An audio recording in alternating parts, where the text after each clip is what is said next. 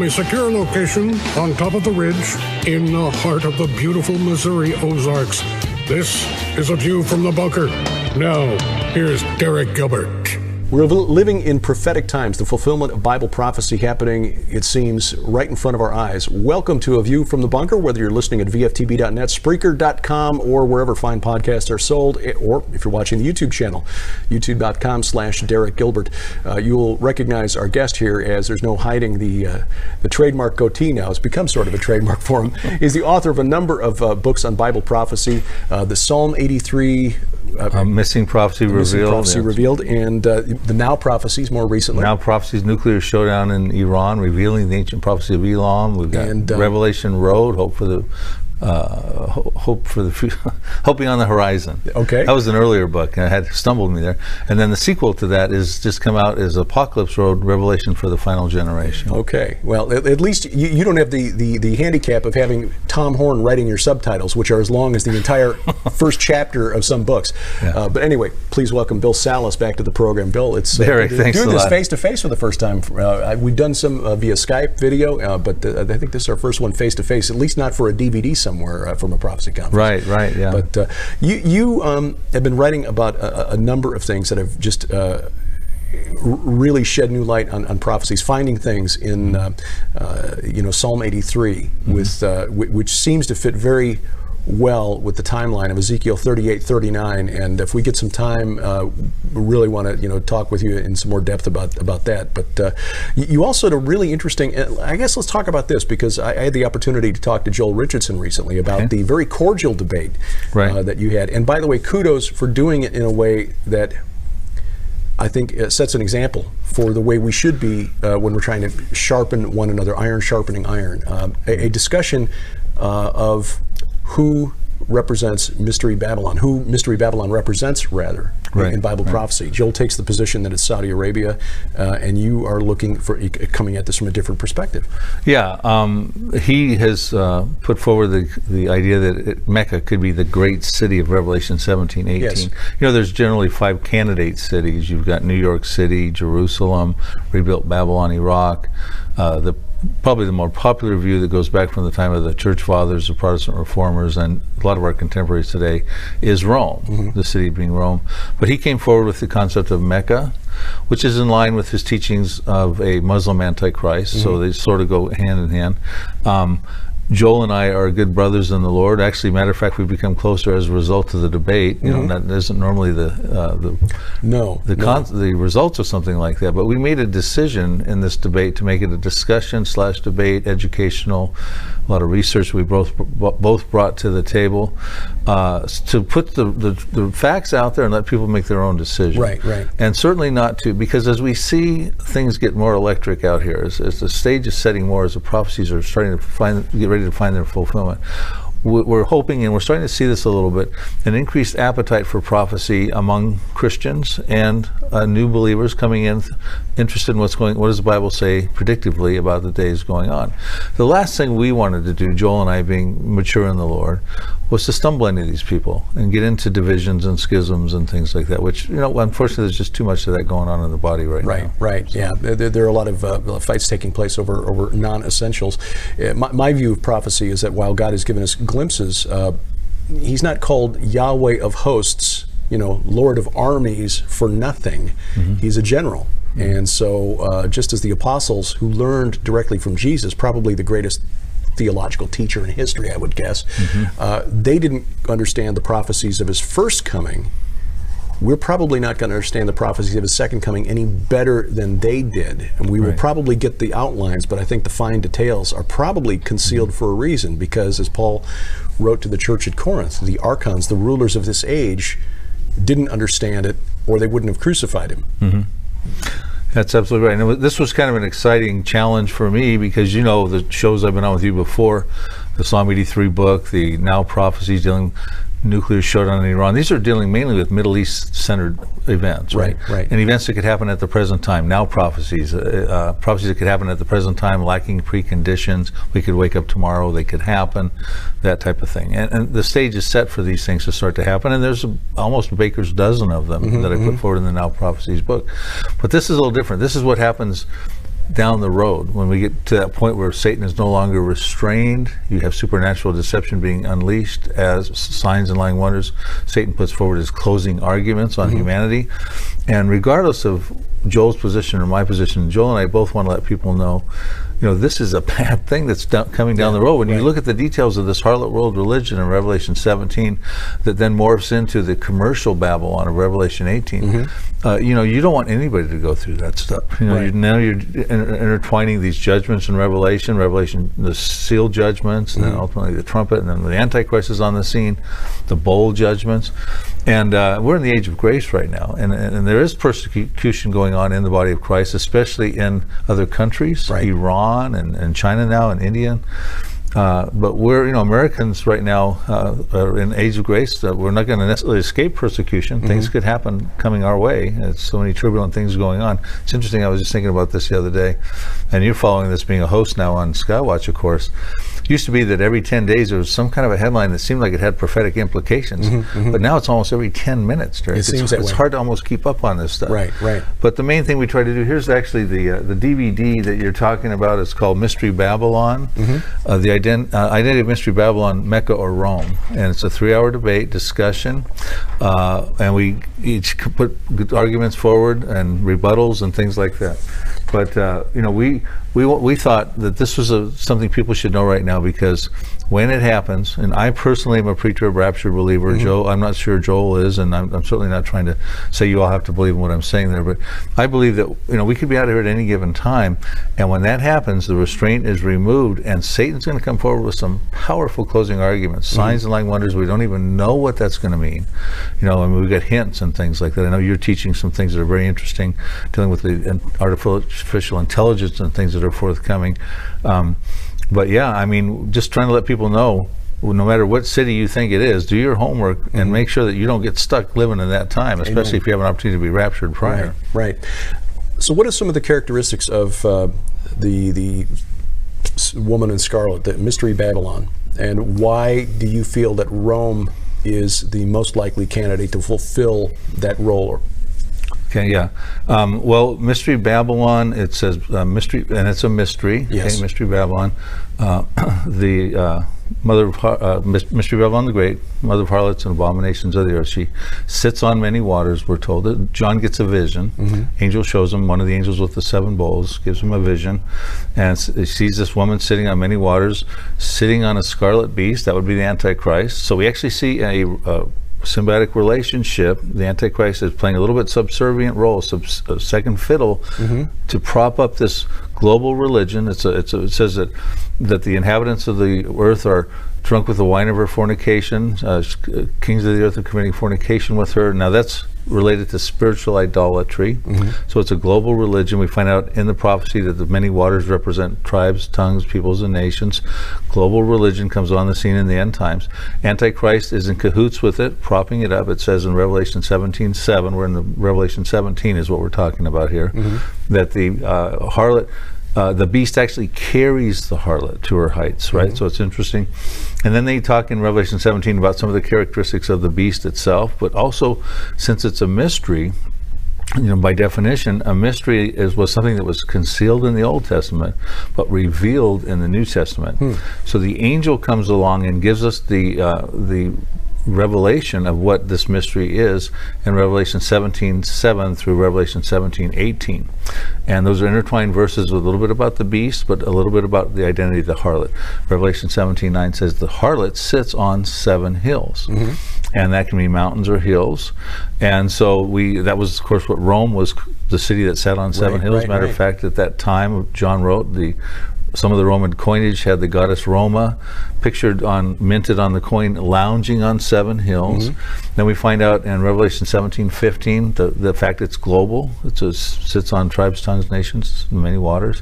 And then the real telling verse in Revelation 17:18, it says the angel says to John, the city which you saw, so verse 1, he took me and I saw this woman sitting on many waters. The one which you saw is a great city, is what it says. So what he says is what you saw, past tense. Yeah, John saw that woman sitting on the waters. Turns out to be a great city. Then the angel goes, it is the great city that rules over the kings of the earth, into the present tense, which now John is thinking, well, okay, that is Rome. That's what he would think. It didn't say the city which you saw will be the great city that reigns over. It says it is right now. So I look at that as the present tense. So that's how Rome basically dominated the known world of John at the time that he was writing the Revelation. Oh, that's right. And it was a known code word at that time because of the Roman persecution. 1 Peter 5:13, Peter actually uses calls Rome Babylon. It's clear that's what he was doing. You know, it's interesting, back at that time the persecution was so bad. You know, the Christian fish, you know, that we see the emblem on. I think it's called the ichthys in its true language, And what that was because you draw an arc this way, and then you draw an arc underneath it that way, and then the arcs cross, and you have the tail, and now you get the resemblance of a fish, the symbol of a fish. And the legend has it that because of the persecution, when someone was trying to communicate one person to another to see if they were on the same page, if they were Christians, or for whatever the reason may be, they would somehow maybe etch something in the sand with their foot one arc, and if the other guy came along underneath and had an arc that overreached it, had the fish symbol, they knew. Right. That's how bad it was back then. There may be a day coming like that again. Yeah, so, and then Joel will put forward arguments with Islam. He'll say that there's 1.8 billion Muslims, the most dominant religion. When you add up the Catholic Church, about 1.2 billion, and I think other evangelicals and Protestants, about 900 million. So if you add it all together, it's overreaching. But, you know, I'm advocating that primarily this is centered in Rome, with the Vatican, the Catholic Church, that sort of thing. And he says that that's the overreaching. Since it's a global religion, that would be the natural thing. It would be Islam. So he puts forward that kind of argument. The DVD is very fascinating, you know, and of course I counter with arguments on why I don't think Islam will be the same at that time, with the Psalm 83 war, which is predominantly Muslim, and then Ezekiel 38. But then Joel will say, which is also a Muslim war, I think those happen before the harlot world religion comes on the scene. But Joel would say, well, Ezekiel 38 actually happens in the tribulation period, when the harlot's around, right? So I think your viewers would be fascinated to, and the DVD is available on my website, prophecydepot.com, and on Amazon. It's fascinating stuff, and there are so many layers to it that are just incredible. Something occurred to me the other day, because, you know, as you know, I've been doing a lot of research into the cosmology, the religions of the ancient nations, the nations around ancient Israel, and the Amorites were a key people who are more important, I think, than we have given them credit for. We tend to use the word Babylonian and Canaanite, where in fact those were just different groups of Amorites, Eastern Amorites, Western Amorites. They were all Amorites. So I think Babylon may have more to do with the Amorites, and I'll explore that in my next book. But well, you know, I just want to interrupt you real quickly on dealing with the Amorites. If I'm not mistaken, in Genesis chapter 15, God tells Abraham He's going to give them all this land, from the river Egypt to the river Euphrates. And he says your people are going to go into captivity for 400 years. And we know that played out with the Egyptian captivity. The iniquity of the Amorites is not yet complete. And that's what he said. He said 400 years to figure out the iniquity of the Amorites. You know, that had to be something pretty powerful. That's what led me down this line of research, was that verse. What was it about these people that were so bizarre? But even just in little things, like, for example, why did Jesus ride a donkey colt, into Jerusalem? Rabbi Zev Porat was talking about this yesterday. Why did he ride the colt of a donkey into Jerusalem? Well, the Amorites, back in Abraham's day, the horse was something that pulled a chariot into war. But there is a surviving text from an Amorite king named Zimri Lim, who was a contemporary of Hammurabi and probably of Isaac and Jacob, who lived in the area along the Euphrates River that was the home turf for the Islamic State until recently, by the way. Chief god there was Dagon. And it was a court official telling Zimri Lim, my lord should honor his kingship by riding a donkey. He should not ride a horse and thus dishonor it. For some reason, the donkey was a sacred animal to the Amorites. It was a sacrifice, and that was what the king rode, not a horse. It was the donkey. So when Jesus rode the donkey into Jerusalem, it was a message maybe not to the people of the other nations. The Romans might not have gotten it, but certainly the people who lived in that area and had been where the culture of the Amorites still existed even into the apostolic age. They knew what was happening. When he rode the donkey into Jerusalem, here comes the king. Yeah. Yeah, you notice my jaw's dropping, Derek. I mean, I can't believe how intellectual you've gotten with all this research and understanding. I remember when you were in the barbershop quartet and just doing basic interviews. And one of the things that we try to do with the DVD is to give the intellectual sides and the research. We also try to lay it out in some basic layman stuff too, because we want everyone to understand these prophecies as well. Well, one of the things that I thought that made sense in the argument in favor of Islam and they say the House of Saud, the Saudis, being the home of Babylon, is was it Revelation 19 where or is it 18 where fallen is Babylon the Great, and the merchants and the sea captains and everybody's wailing and bemoaning the loss of Babylon because of the trade and all the wealth that they have made through Babylon the Great. Certainly the wealth of the Saudis, oil, petroleum, has become the coin of the realm, and their trade, which is often carried across the ocean in big tankers, kind of fits the imagery that we see in John, but not only John, but in Ezekiel, back in verse 20 or chapter 27, where he's prophecy against the king of Tyre. And by the way, the Phoenicians were just descendants of the Amorites. So how would Rome fit that description? Yeah, well, and he did bring up that argument in the debate. That's a big part of his book, and it is. Yeah, he's got 4 or 5 decent arguments. I felt that I went at him pretty good on all 4 or 5 of them. First of all, he and I both agreed that what we're talking about is a future tense, a future scenario. So it may be something that hasn't developed yet. We can't really look at presently at what the commercial systems look like right now. And first of all, Revelation 17 and Revelation 18, I pointed out in the debate, Revelation 17 is dealing with religious Babylon. Revelation 18 is dealing with commercial Babylon. Okay. Revelation 17, you have this harlot world religion, which he would say is Islam centered in Mecca, that overstands its usefulness, and 10 kings come and desolate it. They're in alignment with the Antichrist. This is Revelation 17:16. But then I point out, well, then we have to turn our attention, because it says then the 10 kings give their power and authority to the beast, and now he has his time for his kingdom.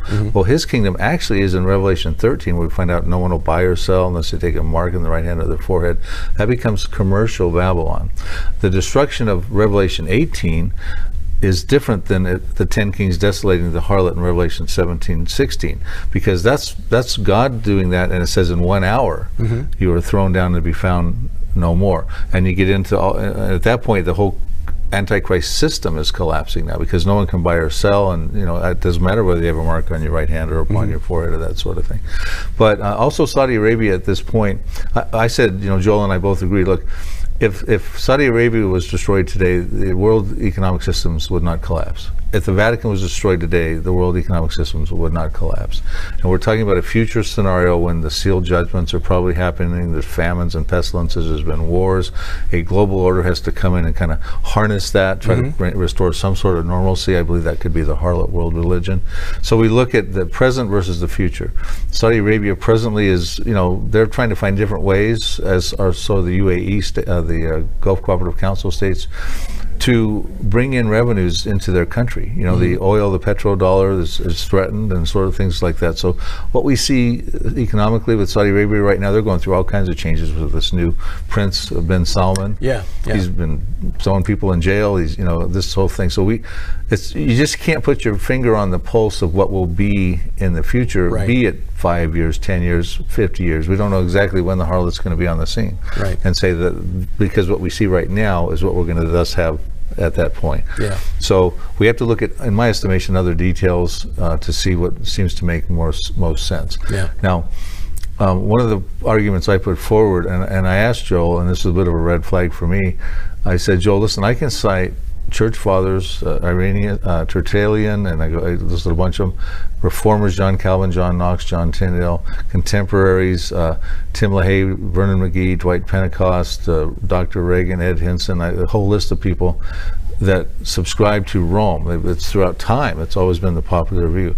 Can you tell me anyone besides you and Walid Shubat who thinks it's Mecca? Is there anybody in history, any church fathers?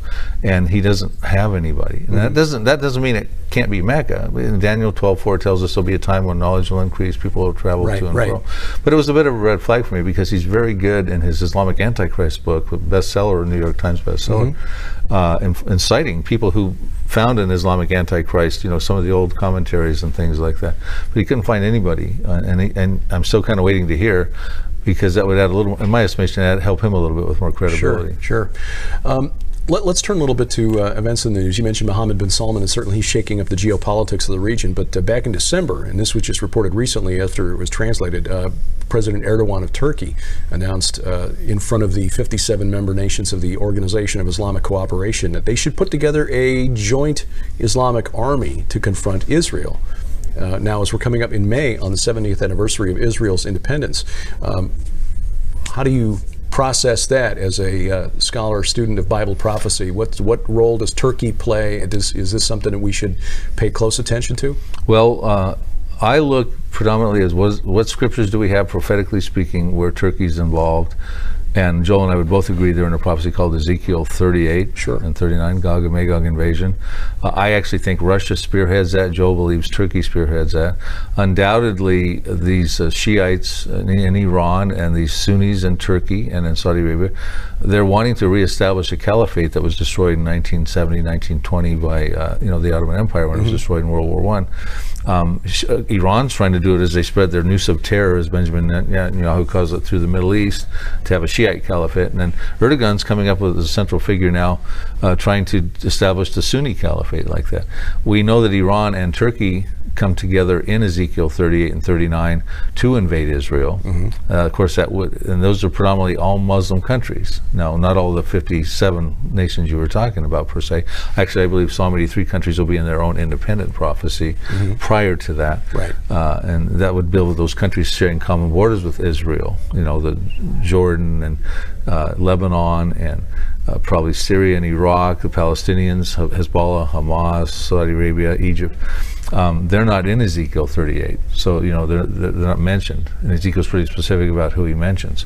So I think Turkey's definitely something you need to watch, where the relationships are building with Russia. Now, they're Sunni and Iran's Shiite, so so that bridge has got to be crossed.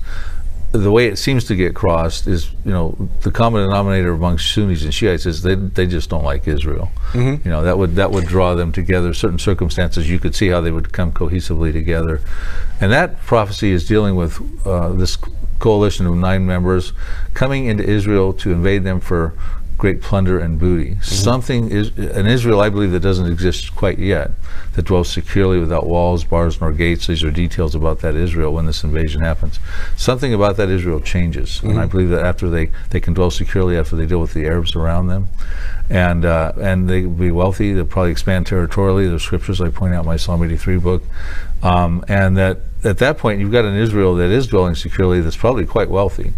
Wealthy because of not only inherent resources, they're discovering natural gas, oil. The Leviathan field in the Mediterranean. You've got that oil strike possibly in the Golan Heights. That's right, and you've got and they could have spoils of war also, taking over territory. But also you could have an influx of quite a few Jews coming back when they feel it's safe to do so, and they've got a lot of themselves quite a bit of money they could bring in as well. But at some point we know that there's a carrot dangling on the stick that these Ezekiel invaders want to come after, and that is predominantly a Muslim invasion.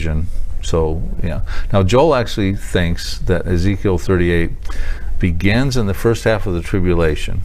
So the invasion actually takes place in the beginning of the tribulation, and then the Antichrist, who he believes is Gog, would go in and set up his throne in Jerusalem, and that would correspond with the abomination of desolation in Matthew 24:15. But he says the actual response, where the Lord stops the invasion with an earthquake, flooding rains, fire, hailstone, and brimstone, doesn't take place for at least 3.5 years later, when in Armageddon. He puts the defeat in Armageddon at the same battle. And I said in the debate, I said, Joel, what the $50 million question is, it says, in that day when the invasion happens, the Lord does an earthquake, flooding rains. how do you define in that day? Do you think Israel's going to wait around with their 200 nuclear weapons and wait around for, you think God's going to wait in his anger for 3.5 years for, so boy, the arguments he and I kept throwing back at each other were pretty astounding in love, and it was a very good debate. Well, and the fact that we're 2,000 years on, well, from Ezekiel, we're 2,600 years almost after he wrote. He was in the 580s or thereabouts. The fact that we're still not quite clear on exactly how this is all going to shake out, again, I think speaks to God's wisdom as a military commander, concealing it from the principalities and powers who are our true enemy in this supernatural war. I mean, if we could understand these clearly and perfectly and know exactly what was going to happen, certainly the enemy would be able to fabricate a really, really convincing deception, which is already going to be so convincing that even the elect would be fooled if that were possible. Right. So the only thing that your viewers would find my perspectives in the debate, and generally how I teach, is of course I've deviated a little bit. I've Psalm 83, not a lot of people had looked into that, and Jeremiah 49, not a lot of people had looked into that. But when it comes to like Ezekiel 38, I think there's been sufficiently good commentaries from a lot of our peers that explain that prophecy pretty well. Sometimes the timing gets a little confusing. To posit that it's a phased invasion where it happens in the first half but ends in Armageddon, there's very few people who have come up with that. I would agree with you on that one. I think that's something that's going to happen a little more quickly together. But and I certainly, just to be clear, I don't want to convey the sense that we shouldn't try to study prophecy because we cannot possibly understand it. That's not what I'm saying at all. I'm just saying that whatever views we come to through careful study and prayer for wisdom, we should be prepared to hold somewhat lightly, because somebody more intelligent may come along with a better understanding, and because it's not ultimately going to be completely revealed until God decides it's time. Right. And 2 Peter 1:20, I point this out in the beginning of the debate, says, no prophecy is subject to private interpretation. There's a saying that if you put two Jews in a room, you get 3 different opinions. If you put, Jonathan Kahn told me this one time, we were together on a platform, and he said, if you put 2 prophecy guys together, you get 5 different opinions. Right. But there is no, God knows the end from the beginning. We're told that in Isaiah 46, 9 through 10. That's how he authenticates his sovereignty. I am God, there is none like me. I am God, I know of no other, declaring the end from the beginning. And he knows exactly how it's going to play out. And he gives us details of the prophecy. The generation that lives during the prophecy will actually know all those details, and they'll know exactly okay, it was Turkey, or it was Russia, or it was Mecca, or whatever. So we're doing the best we can to put the information out forward to people, but they have to do their own homework. They've got to read the commentaries, and they've got to be a Berean. Acts 17:11 says that the Bereans were more noble than those in Thessalonica because they heard these things daily, but they searched the scriptures to see if they be so. And what was the proverb that it is the glory of a king to search out a matter? So this is it's a glory of God to conceal a matter. It's the glory of kings to search out that matter. Right. So you want to be like a king? Do a little homework, do a little digging. Bill, where do people get a copy of that DVD? Because that sounds fascinating. It's at my website, prophecydepot.com, Prophecy Depot like HomeDepot.com, or at Amazon. If you just type in Mystery Babylon, Bill Salus, it'll show up. Hold up the video again so people get to look at the cover again. Fascinating discussion with 2 really, really intelligent guys. Really enjoy talking to Joel and Bill because I always learn something every time we do. And prophecydepot.com to get a copy of that. And again, to get an example of how brothers in Christ can actually discuss a matter from opposing points of view and do so with gentleness and respect, which is, after all, our biblical command. So, absolutely, And these things are not salvation issues. These are just educational issues that we're trying to prepare the body with and equip them with information. So, amen. But Joel's definitely, some of the shows we've been on, I'm just impressed how he delivers the gospel at the conclusion. So Well, vice versa. Same to you, brother. Thanks, Derek. Always appreciate it, and we thank you for watching.